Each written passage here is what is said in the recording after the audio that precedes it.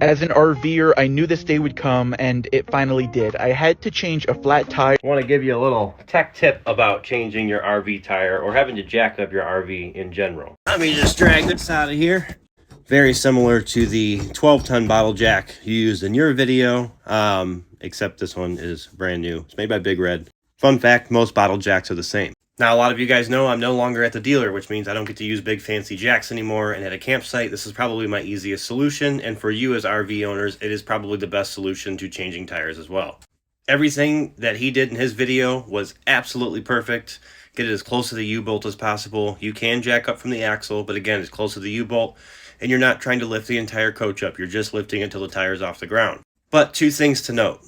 The top of these jacks are obviously much smaller than the axle, and with enough weight, they can actually pinch the axle a little bit. That's usually why you'll see other people saying that they don't recommend using a bottle jack, especially on the axle. But there's a solution for that, and that is called an axle saddle. An axle saddle goes on top of your bottle jack and stays there, and this is going to do two things. One, it's going to make it a little bit safer for you because it's going to prevent the jack from wanting to slip out from underneath that axle.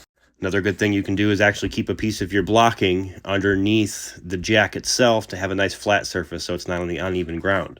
But aside from it stopping the jack from slipping out, it is also going to stop all that weight from being in that 1.5 inch spot, and it will help evenly disperse the weight across the bottom of the axle. So go watch Bailey's entire video. It'll be linked down here. That is probably the best way to change a tire, especially when you're out on the road. But with the exception that if you have a bottle jack in your RV, which you should, you can pick up an axle saddle as well. These are usually about $35 to $50 depending on where you buy it from. And two things I'll mention because I know they're going to get asked in the video. This jack is made by Big Red. It does come in this nice carrying case. I know some other brands do this well. I definitely recommend one with a carrying case so you can keep it all together. And then, of course, the bonus question that I get asked on every single video where I mention lifting an RV is, can your leveling system lift your RV? And the answer is yes. Should you do it? No. Have I done it? Plenty of times. In an emergency, it will absolutely work, but it's not exactly safe, so I don't recommend it. If you're going to do it anyway, don't get underneath the RV.